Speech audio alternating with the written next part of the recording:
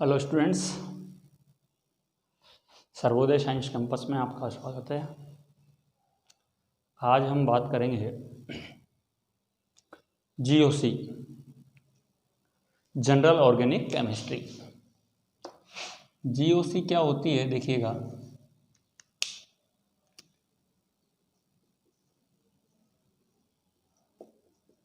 General organic chemistry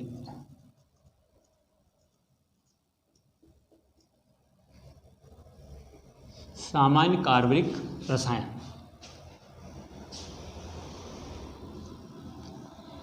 देखिए होता क्या है बेटा इसमें कि ज़्यादातर हम ये पढ़ते हैं कि व्हाट इज केमिकल रिएक्शन, एक रासायनिक अभिक्रिया क्या होती है। तो बेटा जो हम केमिकल रिएक्शन रासायनिक अभिक्रिया बोलते हैं, हम कहते हैं कि कोई ऐसी अभिक्रिया जिसमें कोई रिएक्टेंट जो होता है वो किसका वो रिएक्टेंट जो होता है वो आपस में रिएक्ट होकर किसका निर्माण कर दे बेटा, प्रोडक्ट का निर्माण कर ले। किसका निर्माण कर दे, प्रोडक्ट का निर्माण कर ले, उत्पाद का निर्माण कर ले।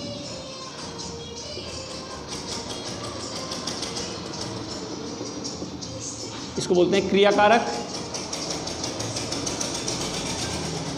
और इसको बोलते हैं बेटा उत्पाद।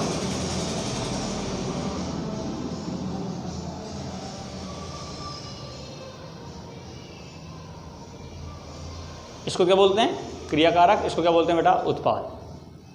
ठीक है कि रिएक्टेंट जो होते हैं वो आपस में क्रिया का क्या बना ले बेटा, उत्पाद बना ले। जैसे A + B = क्या बना ले बेटा, C। तो A और B क्या है आपके पास, यहाँ क्रियाकारक है और C क्या है बेटा आपके पास, उत्पाद है। देखो क्या कभी ऐसा हो सकता है कि क्रियाकारक सीधा उत्पाद बना ले, ऐसा कभी नहीं होता है। देखिए बेटा होता क्या है कि क्रियाकारक उत्पाद बनाने से पहले एक और रास्ते से गुजरता है जिसे बोलते हैं हम, या तो बोलते हैं हम ट्रांजिशन स्टेट या बोलते हैं हम इंटरमीडिएट। ट्रांजिशन स्टेट को तो क्या बोलते हैं बेटा हम, संक्रमण अवस्था।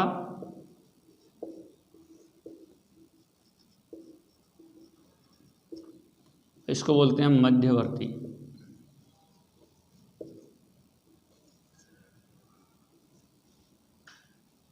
अब मध्यवर्ती और संक्रमण अवस्था जो बनती हैं, देखो बेटा मध्यवर्ती तो बीच में बनने वाला पदार्थ क्या कहलाएगा बेटा, मध्यवर्ती। ट्रांजिशन स्टेट भी क्या बनता है बेटा, बीच में बनता है। उसमें क्या होता है, एक बॉन्ड का तो जैसे आपके पास ये है A, B और C, ये A और B वाला बीच वाला बॉन्ड तो क्या हो, ब्रेक हो, और B और C वाला बॉन्ड क्या हो बेटा, फॉर्म हो। तो इसको हम दिखाने का जो तरीका हमारा वो है, ये देखो बेटा ये तो क्या हो रहा है, फॉर्म हो रहा है, और ये वाला क्या हो रहा है बेटा, ब्रेक हो रहा है। तो ये वाली जो स्टेज होती है दिखाने की, इसको हम क्या बोलते हैं, ट्रांजिशन स्टेट। तो क्रियाकारक सीधा उत्पाद में नहीं बदल जाता।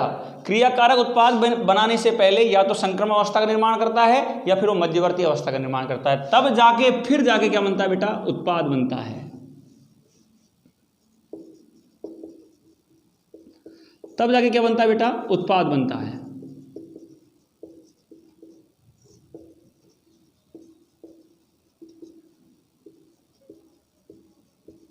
या तो क्या बनेगा बेटा, संक्रमण अवस्था, या फिर क्या बनेगी आपकी मध्यवर्ती अवस्था।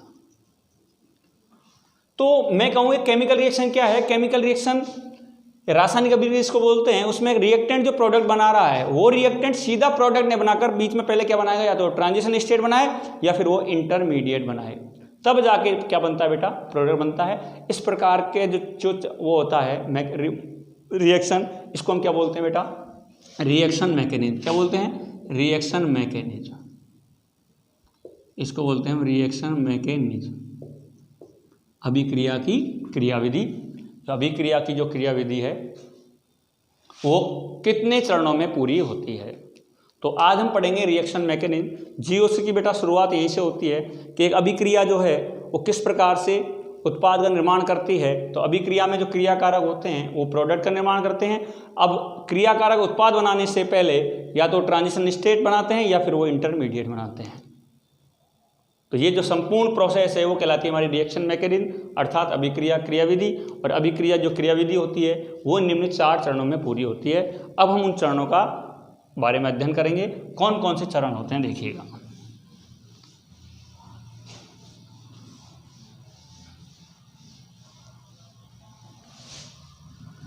जो अभिक्रिया की जो क्रियाविधि है वो 4 चरणों में पूरी होती है। सबसे पहले इलेक्ट्रॉनिक डिस्प्लेसमेंट।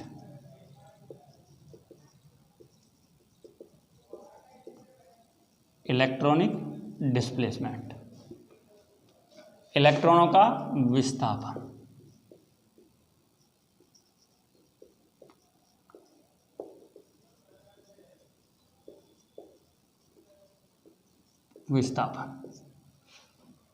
दूसरा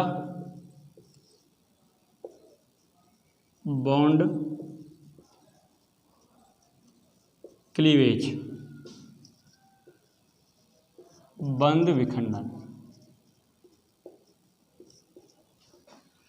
तीसरा या तो क्या लिखोगे आप इंटरमीडिएट, और या लिखोगे आप ट्रांजिशन स्टेट, या तो मध्यवर्ती अवस्था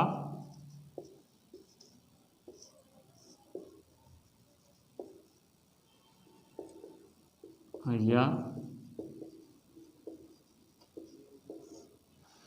संक्रमण अवस्था।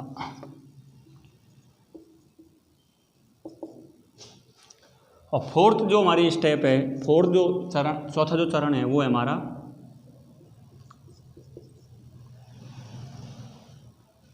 इसको ये लिख लो फॉर्मेशन ऑफ इंटरमीडिएट, है ना, फॉर्मेशन ऑफ इंटरमीडिएट, मध्यवर्ती अवस्था है संक्रमण अवस्था का निर्माण। ठीक है बेटा। और फोर्थ जो है वो है हमारा फॉर्मेशन ऑफ प्रोडक्ट।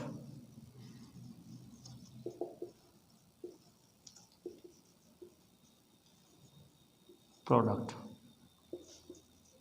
उत्पाद का निर्माण।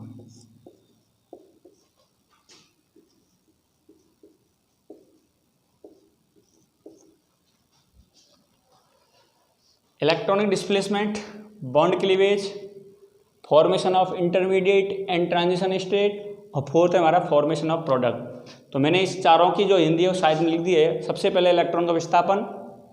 इलेक्ट्रॉन का विस्थापन क्या होता है, देखिए बेटा, ये हमारे पास मान लीजिए ए और बी है, ठीक है।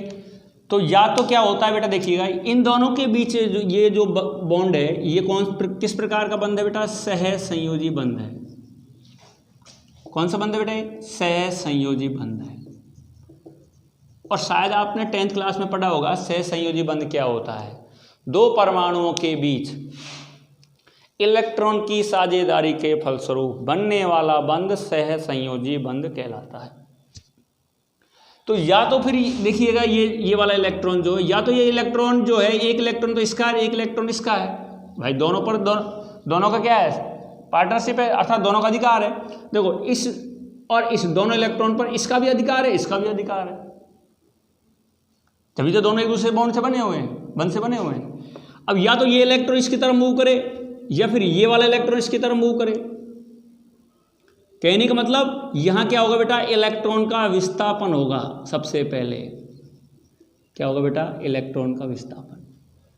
इलेक्ट्रॉन के विस्थापन का जो आधार है बेटा कि इलेक्ट्रॉन किधर जाएगा, उसका जो बेस होता है वो क्या होता है हमारे यहाँ, विद्युत ऋणता। क्या होता है मैं आपको पहले बता देता हूँ। उसका जो बेस है ना वो है आपका विद्युत ऋणता। कि इन दोनों परमाणुओं में से इलेक्ट्रॉन किधर मूव करेगा, हमको नहीं पता किधर मूव करेगा। उसका बेस क्या लिया बेटा हमने, विद्युत ऋणता। अब हमारे बात समझ आएगी भाई विद्युत ऋणता होती क्या है, कि इस और जो जो हमारे परमाणु हैं इनमें से, इन दोनों परमाणु में से जिसकी इलेक्ट्रॉन को अपनी तरफ आकर्षित करने की क्षमता क्या होगी बेटा, ज़्यादा होगी। मान लो इसकी आकर्षित करने की क्षमता ज़्यादा होगी तो ये अपने इलेक्ट्रॉन की तरफ खींच लेगा, इसके इलेक्ट्रॉन को आकर्षित करने की क्षमता ज़्यादा होगी तो ये इलेक्ट्रॉन को अपनी तरफ खींच लेगा। कि किसी परमाणु द्वारा किसी दूसरे परमाणु इलेक्ट्रॉन को आकर्षित करने की क्षमता। कोई कंपाउंड है आपके पास, उसमें एटम है और दो एटम के बीच एक एटम दूसरे एटम से इलेक्ट्रॉन को कितनी पावर से क्या करता है, अपनी तरफ अट्रैक्ट कर सकता है, वो उसकी जो पावर है, जो कैपेसिटी है, वो कहलाती है आपकी विद्युत ऋणता। तो इलेक्ट्रॉन को आकर्षित करने की क्षमता जो है, पावर जो है, वो कहलाती है हमारी विद्युत ऋणता। ठीक है, तो विद्युत ऋणता के आधार पर हम इलेक्ट्रॉन का विस्थापन देखेंगे। बेटा बेसिक कॉन्सेप्ट है, जीओसी चल रही है हमारी, और जीओसी में क्या होती है बेटा, सबसे बड़ी बात है बॉन्ड कैसे बनेगा, कैसे टूटेगा, ये सारी चीज़ आपको बताई जाएगी, कैसे कैटायन एनायन का फॉर्मेशन होगा। तो इन सारी चीज़ों के बारे में आपको नॉलेज होनी चाहिए। इसलिए सबसे पहले इलेक्ट्रॉन का विस्थापन होगा, और इलेक्ट्रॉन का जो विस्थापन होगा किसके आधार पर होगा, विद्युत ऋणता के आधार पर होगा। और विद्युत ऋणता क्या होती है ये मैं आपको बता रहा हूँ कि विद्युत ऋणता में किसी परमाणु द्वारा किसी दूसरे परमाणु के इलेक्ट्रॉन को अपनी तरफ आकर्षित करने की जो क्षमता है वो कहलाती है हमारी विद्युत ऋणता। दूसरा जो स्टेप है हमारा बॉन्ड क्लीवेज, बंध का विखंडन। कि भाई ये बॉन्ड क्लीवेज जो हो रहा है, मैंने अभी बताया था ना, क्लीवेज यानी टूटना। ये बॉन्ड कुछ समय पश्चात क्या होगा, जब इलेक्ट्रॉन का विस्थापन होगा ना बेटा, तो ये बॉन्ड क्या होगा, टूटेगा, सीधी सी बात है। और बॉन्ड टूटेगा तो क्या होगा भाई, या तो इलेक्ट्रॉन इसकी तरफ मूव करेंगे या इलेक्ट्रॉन इसकी तरफ मूव करेंगे, एक कंडीशन। या दूसरी कंडीशन ये है कि इन दोनों के बीच पाया जाने वाला जो बॉन्ड है, ये बॉन्ड दोनों इलेक्ट्रॉन दोनों तरफ क्या हो जाएंगे, मूव कर जाएंगे। या तो इसके पास पॉजिटिव, इसके पास नेगेटिव।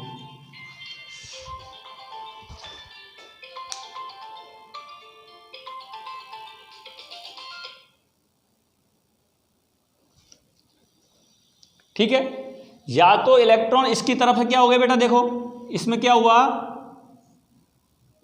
ये दो इलेक्ट्रॉन है, या तो इलेक्ट्रॉन इसकी तरफ मूव कर गया तो ये इलेक्ट्रॉन पर, इस ए पर क्या हो गई, इलेक्ट्रॉन कमी आ गई, बी पर इलेक्ट्रॉन डेंसिटी ज़्यादा हो गई, तो क्या हुआ, इस पर पॉजिटिव चार्ज और इस पर क्या हो गया बेटा, नेगेटिव चार्ज। यदि आपने बॉन्ड को इस तरीके से ब्रेक किया है, दोनों इलेक्ट्रॉन दोनों परमाणु पर गए हैं, तो दोनों पर एक एक इलेक्ट्रॉन आ जाएगा, देखो।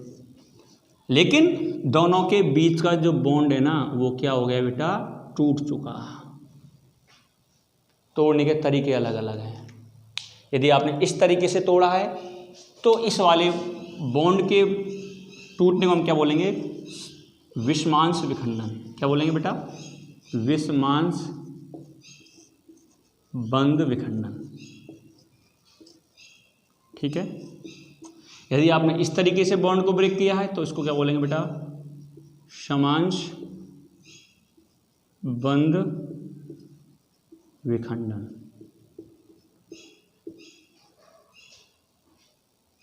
तो इस वाले को बोलेंगे हम समांश बंध विखंडन। भाई इस वाले को क्या बोलेंगे बेटा, हम विषमांश, और इस वाले को क्या बोलेंगे हम, समांश। ठीक है, तो तोड़ने के अलग अलग कारण है, किस तरीके से आप तोड़ोगे। यदि इसकी विद्युत ऋणता ज़्यादा है तो ये इलेक्ट्रॉन को ये खींच लेगा।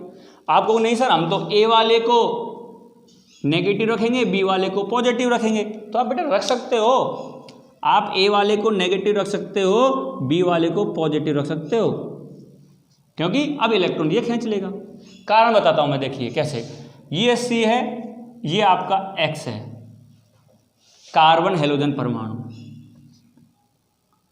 अब हमको पता है कि यदि आपने पीरियोडिक टेबल पढ़ी है तो बेटा कार्बन और हेलोजन, हेलोजन मान लीजिए आपने ले लिया क्लोरीन, सपोज करो, फ्लोरीन ले लिया, ब्रोमीन ले लिया, आयोडीन ले लिया, कुछ भी ले सकते हो। तो कार्बन और क्लोरीन में से कार्बन पर कौन सा चार्ज आएगा, क्लोरीन पर कौन सा चार्ज आएगा। देखो, या तो हमारे पास क्या है, कार्बन कार्बन है, समान विद्युत ऋणी परमाणु है, कोई दिक्कत नहीं है, दोनों की विद्युत ऋणता समान है। लेकिन असमान विद्युत ऋणी परमाणु है, दोनों की विद्युत ऋणता क्या है बेटा, अलग अलग है। भाई क्लोरीन की विद्युत ऋणता, कार्बन की विद्युत ऋणता, दोनों में से किसकी विद्युत ऋणता ज़्यादा होती है, हम कहेंगे सर क्लोरीन की ज़्यादा होती है। क्यों होती है, हम जानते हैं, विद्युत ऋणता हमने कॉन्सेप्ट पढ़ा होगा। क्या कॉन्सेप्ट पढ़ा होगा भाई, ये हमारा पास क्या है बेटा, कोई न्यूक्लियस है, सॉरी एटम है, और एटम का ये क्या है बेटा, न्यूक्लियस है। न्यूक्लियस में ये आपका पॉजिटिव चार्ज, ये आपका नेगेटिव चार्ज। यदि एटम थोड़ा सा और बड़ा है तो ये इसका हो गया न्यूक्लियस, ये हो गया इलेक्ट्रॉन। बेटा जैसे जैसे दूरी बढ़ती जा रही है ना, इलेक्ट्रॉन को नाभिक के द्वारा अट्रैक्शन करने की जो नेचर है वो क्या होती जा रही है, कम होती जा रही है। अट्रैक्शन करने की जो प्रवृत्ति है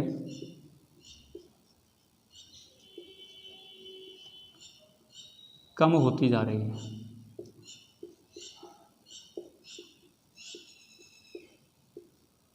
आकार बढ़ने पर, ठीक है। और हमने पढ़ा है आवर्त में जब हम लेफ्ट टू राइट चलते हैं, आवर्त में क्या होता है, नंबर ऑफ प्रोटॉन, जानते हो आप। परमाणु संख्या जैसे जैसे बढ़ती जाएगी ना, अब परमाणु संख्या बढ़ती जाएगी तो नाभिक का चार्ज बढ़ता जाएगा, और नाभिक का चार्ज बढ़ता जाएगा ना तो इलेक्ट्रॉन को आकर्षित करने की प्रवृत्ति बढ़ती जाएगी, और इलेक्ट्रॉन को आकर्षित करने की प्रवृत्ति बढ़ती जाएगी ना तो एटम का बेटा साइज छोटा होता जाएगा। क्या होता जाएगा, साइज छोटा होता जाएगा, और साइज छोटा होता जाएगा तो इलेक्ट्रॉन को आकर्षण करने की प्रवृत्ति बढ़ती जाएगी, तो इलेक्ट्रॉन नेगेटिविटी भी क्या होती जाएगी बेटा, बढ़ती जाएगी। मेरी बात समझ आ रही है आपको। जैसे जैसे परमाणु क्रमांक बढ़ता है तो प्रोटॉन की संख्या बढ़ती है, प्रोटॉन की संख्या बढ़ती है तो नाभिक पर चार्ज बढ़ता है, नाभिक पर चार्ज बढ़ेगा तो इलेक्ट्रॉन को आकर्षित करने की क्षमता बढ़ेगी, और इलेक्ट्रॉन को आकर्षित करने की क्षमता बढ़ेगी तो हमारी विद्युत ऋणता बढ़ेगी। इसका मतलब ये हुआ कि आकार छोटा होने पर विद्युत ऋणता बढ़ती है।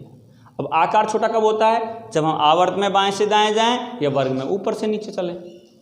तो हमने पढ़ा है कि आवर्त में बाएं से दाएं चलने पर परमाणु संख्या बढ़ती है, परमाणु संख्या बढ़ती है तो आकार घटता है। इसलिए हम बात करते हैं कि कार्बन जो क्लोरीन है, तो बेटा कार्बन, नाइट्रोजन, ऑक्सीजन, फ्लोरीन, और क्लोरीन इसके नीचे आता है, ठीक है। तो क्लोरीन का जो आकार है वो कार्बन तुलना में क्या है, छोटा है, तो इसकी विद्युत ऋणता ज़्यादा और इसकी विद्युत ऋणता क्या होगी बेटा, कम। इसकी विद्युत ऋणता ज़्यादा कम होगी तो बेटा इलेक्ट्रॉन किधर डिस्प्लेस करेंगे, क्लोरीन की तरफ।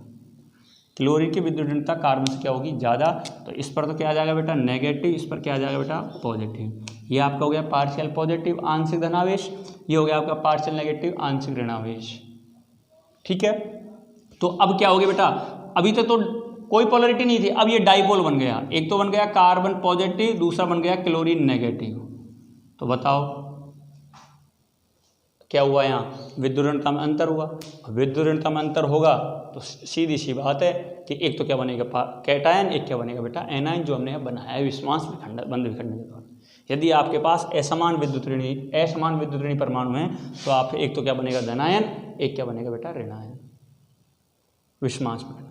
यदि आपके पास समान विद्युत ऋणी हैं तो आपके पास क्या बनेंगे बेटा, समान विद्युत ऋणी हैं तो हमारे पास जो बनेगा वो क्या बनेगा बेटा, फ्री रेडिकल। क्या बनेगा, फ्री रेडिकल।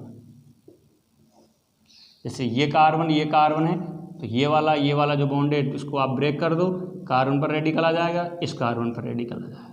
इसको हिंदी में क्या बोलते हैं, मुक्त मूलक। क्या बोलेंगे बेटा, मुक्त मूलक, इसको मुक्त मूलक बोलते हैं।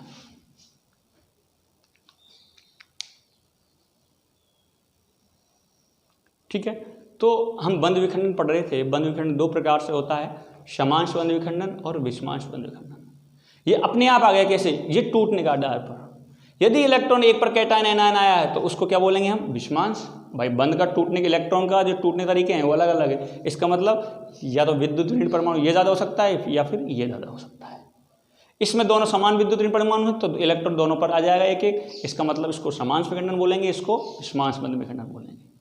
तीसरा है हमारा इंटरमीडिएट या ट्रांजिशन स्टेट, मध्यवर्ती या संक्रमण अवस्था का निर्माण। भाई अब ये बनेगा, फिर तीसरा कोई परमाणु आके जुड़ेगा तो कोई और भी जुड़ सकता है बीच में आ कर, और बीच में आकर जुड़ेगा तो उसको हम क्या बोलेंगे, या तो उसको मध्यवर्ती अवस्था बोलेंगे या फिर आप उसको संक्रमण अवस्था बोलेंगे।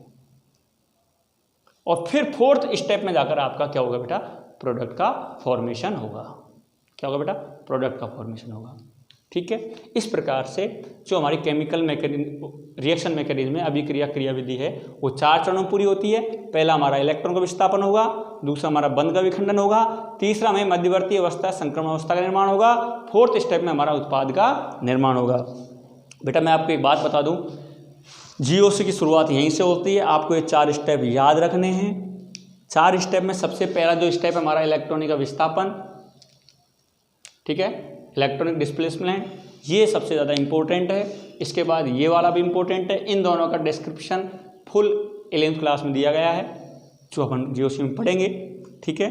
जीओसी बेस है ऑर्गेनिक केमिस्ट्री का, ठीक है। तो जो हम पढ़ेंगे आज वो है हमारे पास टॉपिक है इलेक्ट्रॉनिक डिस्प्लेसमेंट, इलेक्ट्रॉन का विस्थापन, ठीक है। देखते हैं क्या होता है, आगे चलते हैं।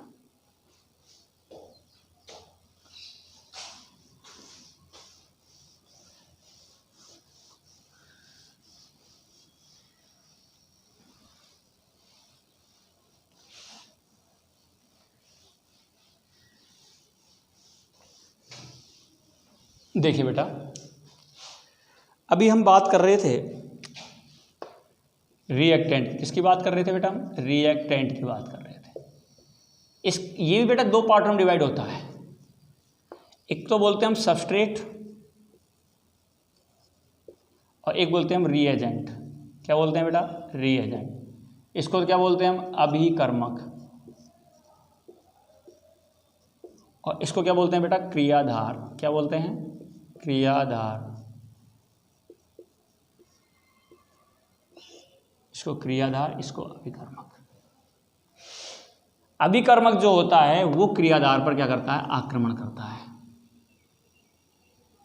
अभिकर्मक जो होता है वो आक्रमणकारी होता है। क्या होता है बेटा?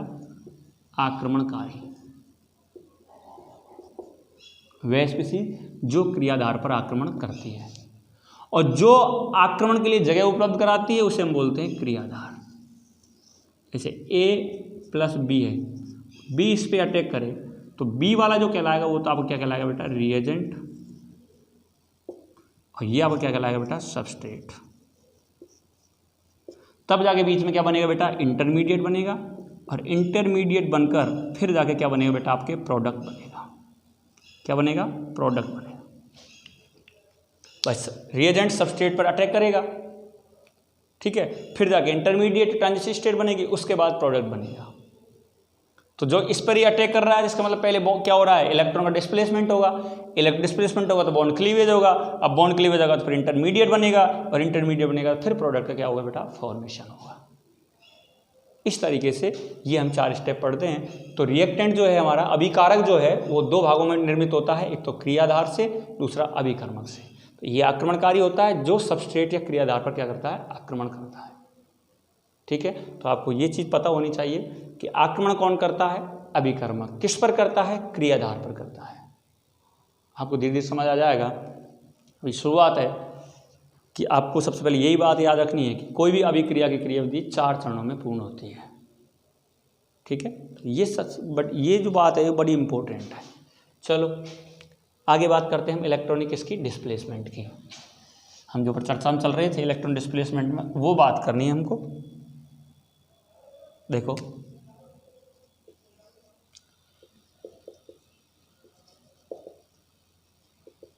इलेक्ट्रॉनिक डिस्प्लेसमेंट, इलेक्ट्रॉनिक विस्थापन। बेटा इलेक्ट्रॉन डिस्प्लेसमेंट 2 प्रकार से होता है। एक तो होता है परमानेंट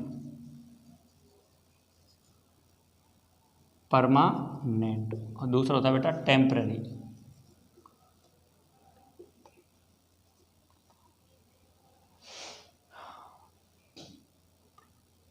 ठीक है, इसको क्या बोलते हैं हम? स्थायी।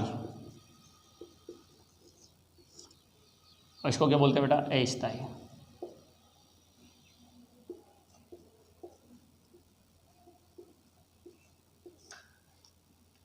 इसको क्या बोलेंगे बेटा? स्थायी। इसको क्या बोलेंगे? टेम्पररी को।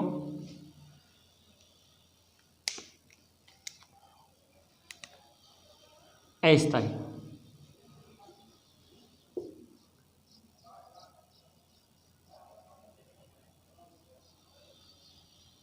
देखिए स्थायी जो इलेक्ट्रॉनिक विस्थापन है इसमें कोई रिएजेंट की आवश्यकता नहीं होती कि इलेक्ट्रॉनिक विस्थापन के लिए कोई रिएजेंट की आवश्यकता नहीं होती।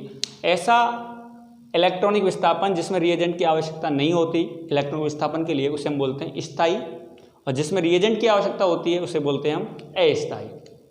ठीक है, मैं थोड़ा सा इसमें इंक डाल लेता हूँ।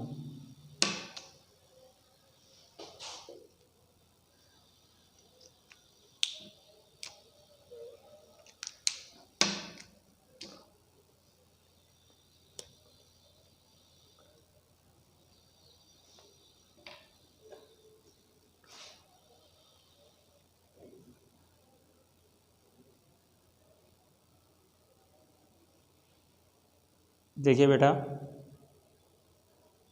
स्थायी और अस्थायी में क्या अंतर है मैं आपको बता रहा हूँ कि जिसमें इलेक्ट्रॉन के विस्थापन के लिए किसी अभिकर्मक की आवश्यकता नहीं होती वो तो स्थायी है, और जिसमें अभिकर्मक की आवश्यकता होती है वो क्या है बेटा, अस्थायी है ना। तो हम स्थायी और अस्थायी की बात करें, देखिए किसकी बात करें, स्थायी और अस्थायी। स्थायी में कौन कौन से होते हैं, देखो स्थायी में एक तो पढ़ते हो आप इंडक्टिव इफेक्ट, क्या पढ़ते हो आप, इंडक्टिव इफेक्ट। दूसरा पढ़ते हो आप, इसको क्या बोलते हैं बेटा, प्रेरणिक प्रभाव, क्या बोलते हैं, प्रेरणिक प्रभाव। दूसरा क्या बोलते हैं बेटा हम इसको, दूसरा जो है हमारा वो है हाइपर कंजुगेशन, हाइपर कंजुगेशन। उसको क्या बोलते हैं बेटा हम, अति संयुग्मन, ठीक है। तीसरा जो स्थायी है, इलेक्ट्रॉन विस्थापन है, स्थायी प्रभाव है, वो है हमारा रेजोनेंस। क्या है बेटा, रेजोनेंस, या फिर हम बोलते हैं मीजोमेरिक इफेक्ट। रेजोनेंस को क्या बोलते हैं बेटा हम, अनुनाद, क्या बोलते हैं, अनुनाद, या मीजोमेरिक प्रभाव।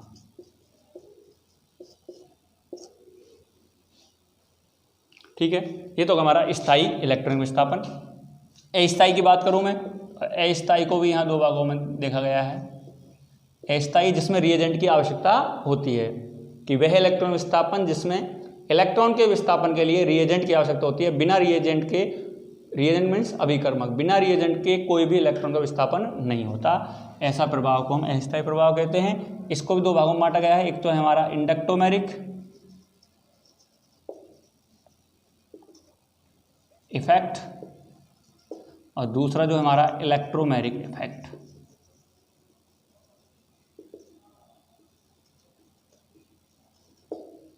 ठीक है, तो अभी क्रियाविधि जो 4 चरणों में पूरी होती है, उसमें पहला जो हमारा चरण है इलेक्ट्रॉन का विस्थापन। तो इलेक्ट्रॉन का जो विस्थापन होता है कब कैसे होता है, मैंने बताया आपको, अभिकर्मक और क्रियाधार।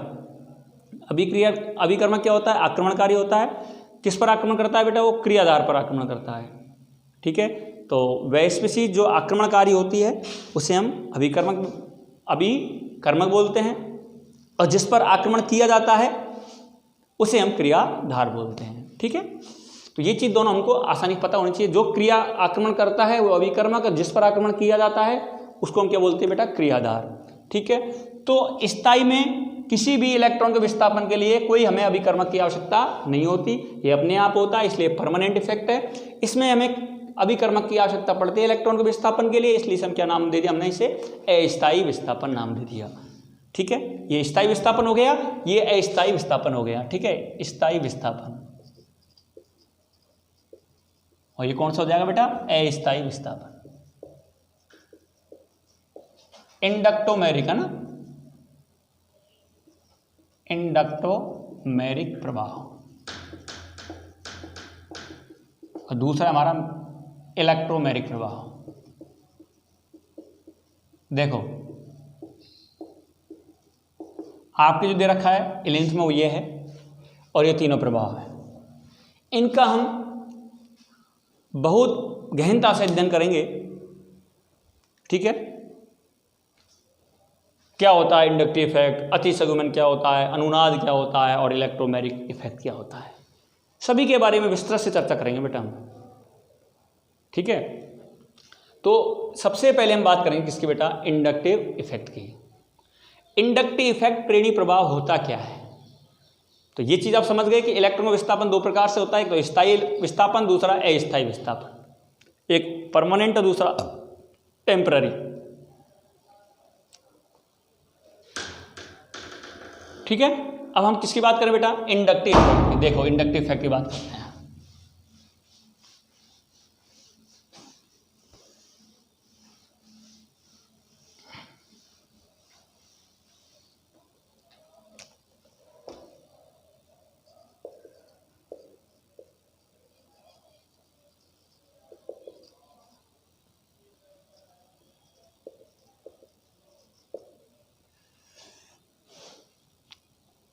इंडक्टिव इफेक्ट, इसको क्या बोलते हैं बेटा? प्रेरणिक प्रभाव।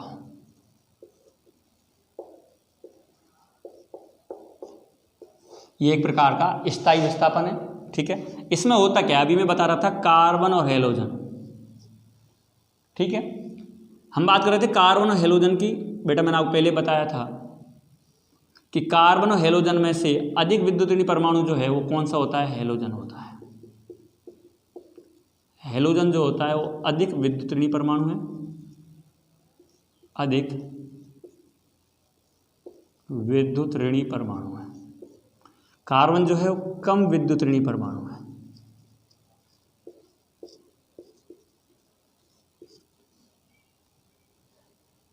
तो प्रेरणी प्रभाव किसे कहते हैं? कि वह इलेक्ट्रॉनिक विस्थापन जिसमें कम विद्युत ऋणी परमाणु से इलेक्ट्रॉन का विस्थापन अधिक विद्युत ऋणी परमाणु की तरफ होता है।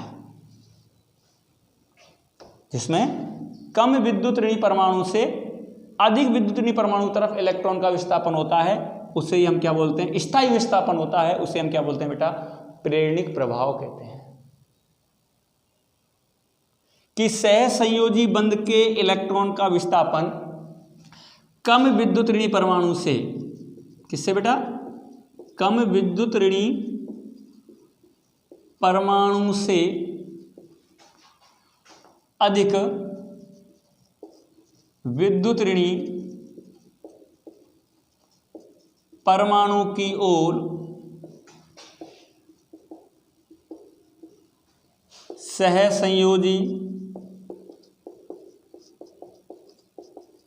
इलेक्ट्रॉनों का स्थायी विस्थापन प्रेरणिक प्रभाव कहलाता है।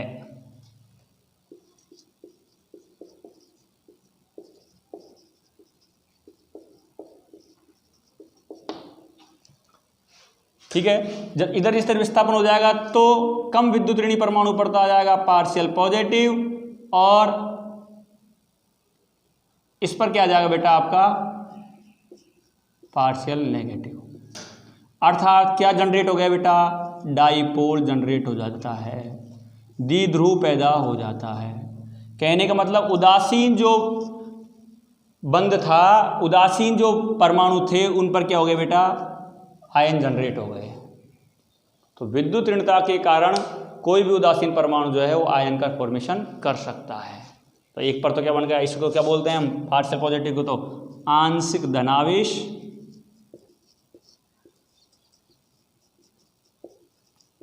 और इसको क्या बोलते हैं बेटा हम? आंशिक ऋणावेश।